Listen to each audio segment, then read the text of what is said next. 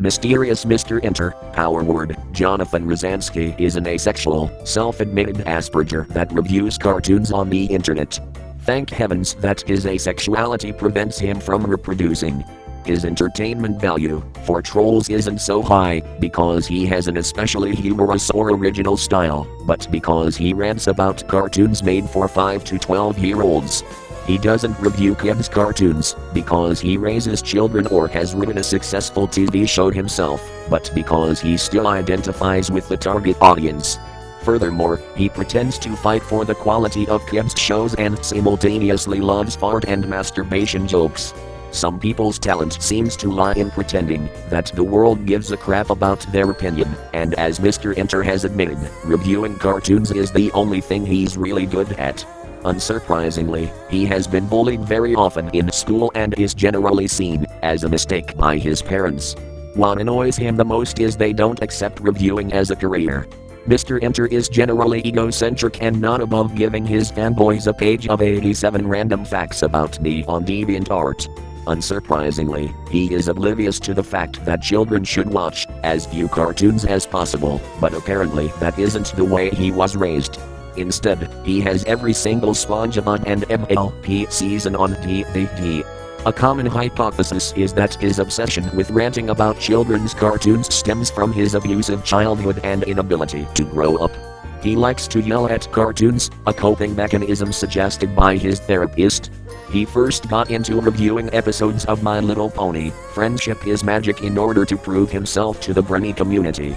He later started reviewing episodes of his all-time favorite show SpongeBob SquarePants, but he hates the new episodes because they are too edgy for the life lessons he learns from MLP. Moreover, these videos are a big chunk of his view count on YouTube, and why some people are his lickswits in the first place. He decided to review episodes of shows that 90s kids hate and occasionally bad animated movies that doesn't have plot.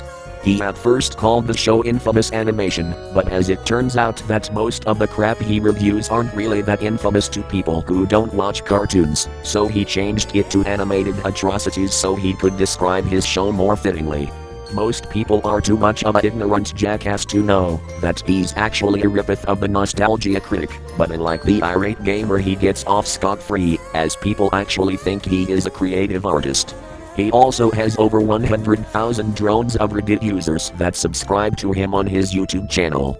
If you don't agree with him, his fanfags will suspect that you are a kid that doesn't appreciate good animation of follow story-rich plot like the shows he watches that were mainly designed for children.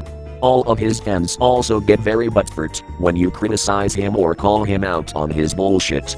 His predominant claim is that Mick doesn't put children first, including himself, because they allowed Breadwinners to be a series, with him and his various followers believing it destroys kids' brains and talks down to them, not like the equally insane Ren and Stimpy or half of Mick Jr.'s programming. Nope.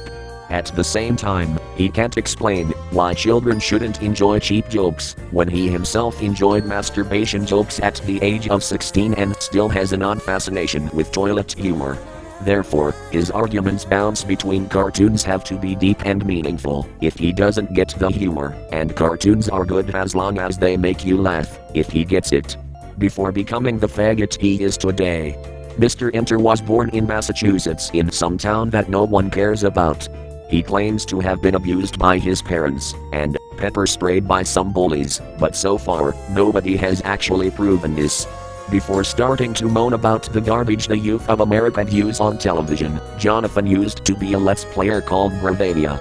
He had the idea of playing every single game mentioned in 1001 Video Games You Must Play Before You Die, but gave up shortly after, as it turned out you had to play games that weren't about ponies or fucking your dog. His most famous LPs featured him raging about Donkey Kong and Spyro the Dragon. He failed to stay alive repeatedly and in general had problems concentrating on two things at a time, commenting and playing. He now reviews cartoons in which he tries to embarrass the writers, instead of himself, or so he thinks. It should also be noted that he named his dog after the retarded starfish from SpongeBob. Animated Atrocities. Animated Atrocities is a review series that has him review animated children's shows that he considers bad. Surprisingly, it was a big hit and decided he was going to make a series of him criticizing anything that isn't made in the 90s. Most of the time he just goes after SpongeBob episodes that were made after the movie, because according to him any episodes that were made after the movie suck. He also goes after all of the My Little Pony predecessors to My Little Pony. Friendship is Magic a lot too, as they have ugly designs, and since they're not Friendship is Magic, they're shit. Also, he's still planning on spewing out more SpongeBob reviews out of his vagina. He acts like a complete dick if you disagree with him due to his Asperger's syndrome. All of the episodes up until the Powerpuff Girls Town and Out were originally called Infamous Animation, but someone else on YouTube by the name Shogun Jane Zero quotes already had that name. What he fails to realize is that someone else on YouTube by the name Big Man X already used a similar name animated Atrocity, where that user already reviewed Brother Bear, Hoodwinked, and an Aladdin ripoff from 1993 on his show. He also has a Patreon, where he begs people with actual jobs to give him their hard-earned and well-deserved money so he can make more of his shitty reviews. He's reached numbers in the thousands, which is ridiculous, because his videos look like they cost barely anything to make. He uses Windows Movie Maker, a freeware program, and ripped DVD footage, and most of the films he wants to review are several years old and can probably be bought at Walmart for about $5 to $15 a pop. The quality of his videos is still mediocre at best. His videos mostly repeat one sequence over and over again. The question remains, where does the money go? We better not ask. What makes him butthurt? Mean-spiritedness. Grotesque things. Asking him if he smokes weed. Telling him that the infamous Chris Chandler is both a brony and an aspie as well. Touching newspaper. Drool. College. Education in general. Teachers. His parents. Any drink that isn't soda. Identifying with bullied cartoon characters, what happens more often than he admits. Continuity errors, even in cartoons with minimal regards to continuity. People being negative towards My Little Pony. Fun fact, a surprisingly high amount of bronies have Asperger's. Telling him that the world is not fucked up, because today's cartoons are bad. Suggesting him to go outside and breathe some fresh air. Telling him that cartoons are not motherfucking serious business, especially those that fall under comedy. Asking him to suck your dick.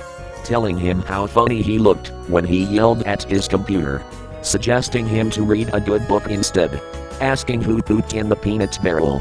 Asking if he was the one who pooped in the peanut barrel. Touching his beard. Roger Ebert, because he gave both Cars 2 and Ted 3.5 stars and he thinks that video games will never be a true form of art. Other critics that aren't Doug Walker. Anything that has the names of Zeus Service, aka Evil King of Atlantis, and Casey Alexander on them. Nickelodeon. Johnny Bravo. Anyone who works for Nickelodeon. Brian Griffin. Sanjay and Craig. Fanboy and Chum Chum. Breadwinners. Family Guy. Seth MacFarlane and anything his name is attached to. Teen Titans Go. Johnny Test. Disney's Cars and Planes. Viacom. Fox.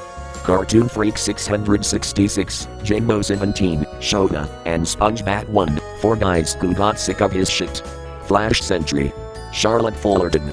Meriwether Williams. Sean Charmats. Derek Iverson. Mocking critics. The great and powerful Trixie, Sophisto's pony waifu he keeps in his bed. Peggy Hill. Lois from Malcolm in the Middle. Anyone who doesn't agree with him. Patrick Star. Richard Purcell. Paul Tibbitt, even though he's worked on SpongeBob since season 1. Ren and Stimpy, adult party cartoon, which he called pure evil. Mega Babies. Any MLP predecessors to FM. Mobaro Studios, because he's jealous that he came up with Squidward torture porn before he did. Direct-to-video sequels. Poppy in My Pocket. Drawn Together. Pixel Pinky. Saying it's for kids. Saying trolling and cyberbullying are actually different things. Trolling in general. Putting your roof down. Bug Cluck from Chicken Little, as well as Chicken Little in general. Probably the movie The Power of One. Telling him growing around has no chance of being televised. Questioning him about the unclear backstory and or unfortunate implications of growing around. Being told he needs to grow up. Being told the internet critic is not a real job. P.S. All of his fanboys will defend most of this with his Asperger syndrome. Other series. Admirable Animation, a show where he says that his precious childhood shows is better than the brain-rotting garbage modern shows. MLP Review, a show where he reviews MLP to those who give a fuck. Debates, a collab project where he debates other artists who watch animation for children well into their 20s, like Pie Guy Rules, who care enough to defend their favorite episodes of SpongeBob and shit on the ones they hate. 1001 Animations to See Before You Die, a DeviantArt series where he determines what kind of animation is kosher by his standards. He plans after a while to actually publish it into a book, and it's sure to be a hit with all the man-children out there. He appeared on an episode of Drawolf One's Brenny discussion series, bitching about people being negative towards the show and taking a dump all over the new episodes. The pony version of himself had a ginger neckbeard. Serious. Growing Around. A rip-off a Disney short about kids being adults that had potential and we should be pissed that it's shit. He has produced 3 episodes in the form of a fanfic. He's writing fanfiction for a Disney short that aired in between commercials that no one remembers. Yes. His fanboys also support and kiss his ass while reviewing it, although in reality it's almost as bland, if not more, than the cartoon short he's ripping off.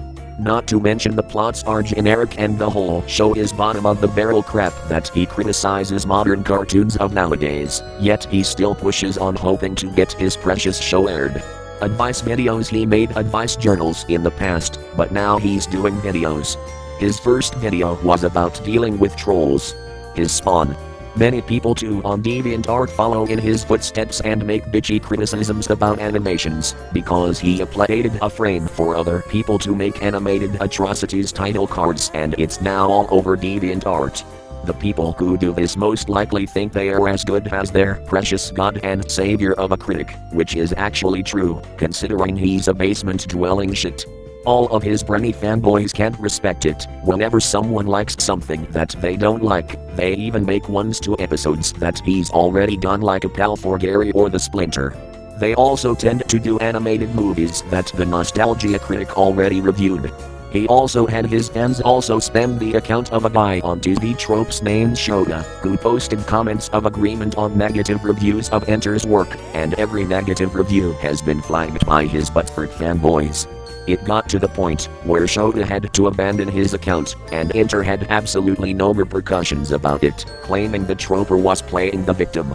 One of his fanboys went so far in order to soothe his anus, so he thought it was a great idea to blank this article and replace it, because it had allegedly revealed personal information, as a cover-up to make it more favorable to this faggot.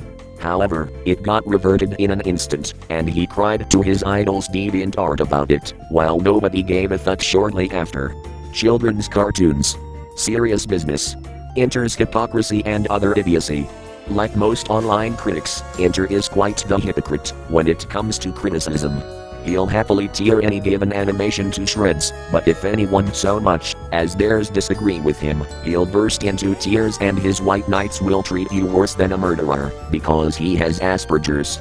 The text on the side is a perfect example. He claims to constantly improve his videos and compares his review of One Course Meal with his top 10 Squidward torture porns. To spare your time, their supposed difference in quality is non-existent. Interestingly, he claims that the critic obviously doesn't know how hard it is to make reviews and therefore shouldn't complain.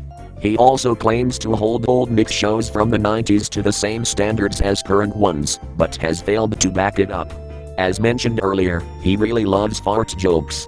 Only once has he done an animated atrocity on an old mix show, and even then, it's nowhere near as long as his 10 to 12 minute reviews of modern shows, and he spends most of his Nickelodeon month bitching about how it used to be so much better, to the point that he refuses to classify it as a kids channel due to its programming.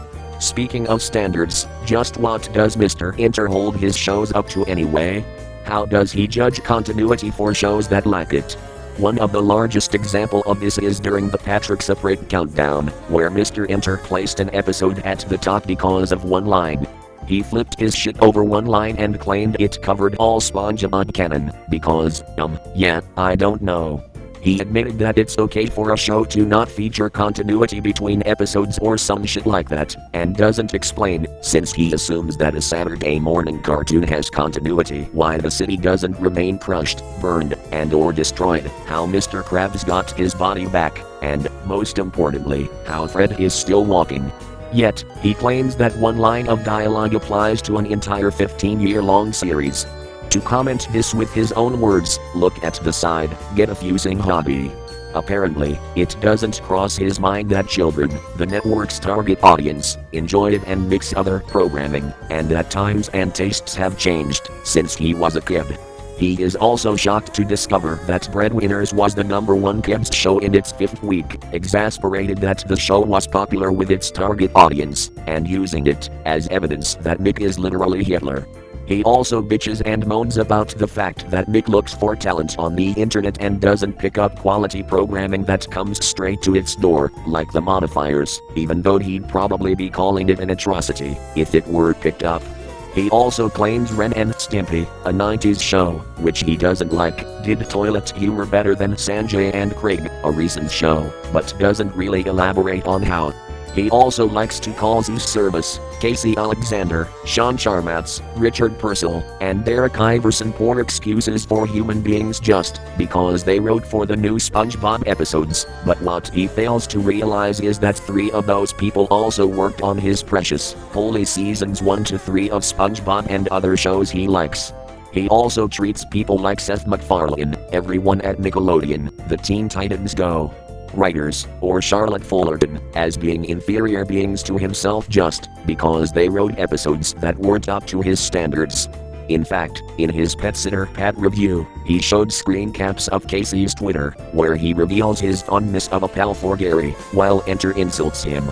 His fans later invaded Casey's Twitter and made several mean tweets at his expense, all for writing some fucking cartoon episodes that one man-child didn't like. He later remade some of his videos that called out Casey, removing the offending comments, as well as deleting the old videos in an attempt to cover his ass, and some of his friends want the old versions back, because they like seeing innocent people get harassed. He and many of his fans also call Nick hypocrites for firing John Kricfalusi for making Ren and Stimpy too violent and letting Casey/Zeus/Ick keep their jobs. Never mind that John constantly missed deadlines and was a giant asshole, which the SpongeBob writers have yet to demonstrate.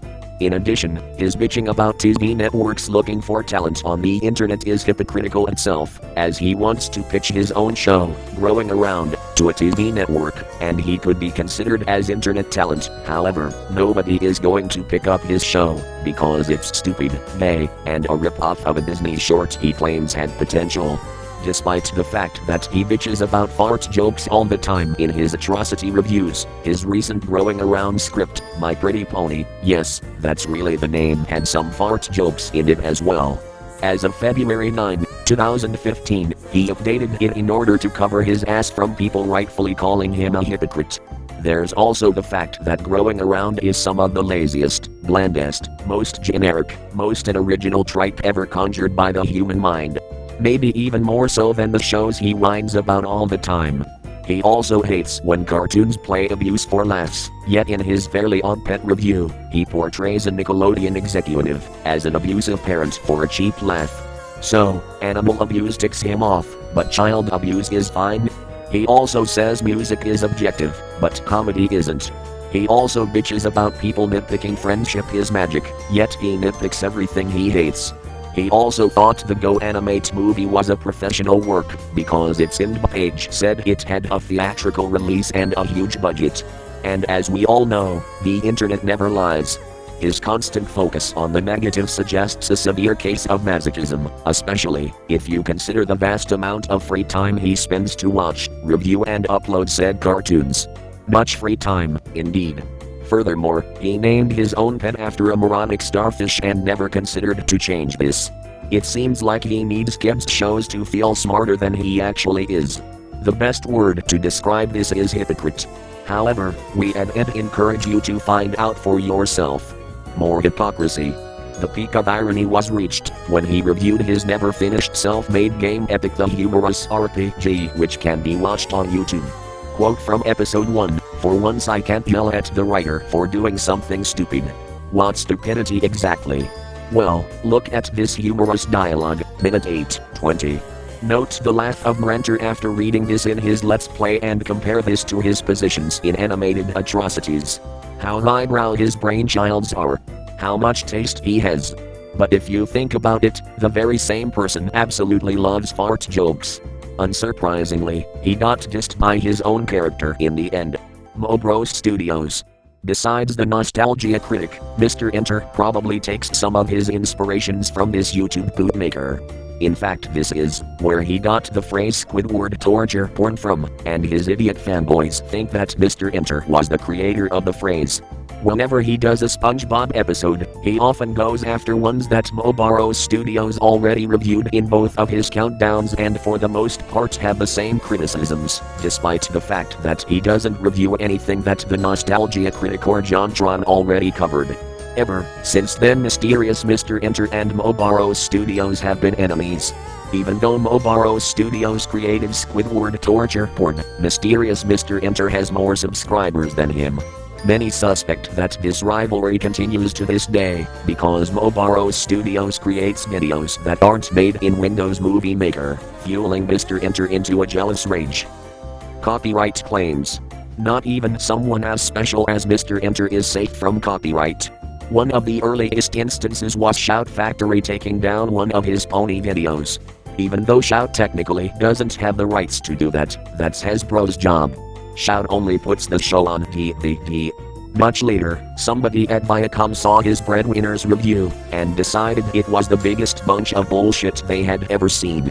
Wanting to protect their company from unfair criticisms, Viacom filed a copyright claim and the video was removed, along with Rebel Taxi's negative but still miles better than Enter's review of Breadwinners. Enter later got it put back up, because it falls under fair use as a review, while Rebel Taxis is still down.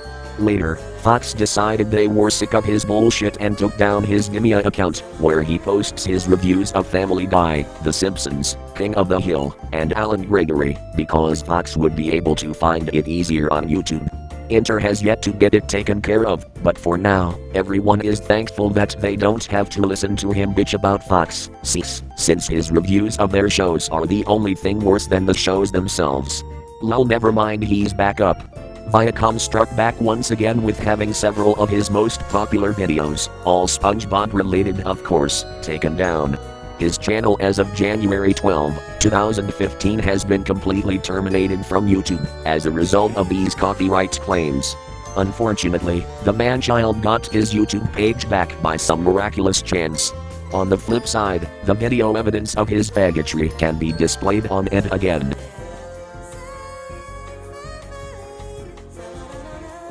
I put it simply, Perfect Chemistry is the best modern SpongeBob episode. And you know the funniest thing about it? It is entirely made out of fart jokes. You spend your first 20 years preparing to waste your next 50, and then the world forgets about you. If you attempt to break away from this cycle, the harness of reality shoves you back into your role like a product on the storefront shelf, etched out of place. As far as I can tell, that's the way it's always been, that's the way it'll always be, and no one will ever have a problem with it.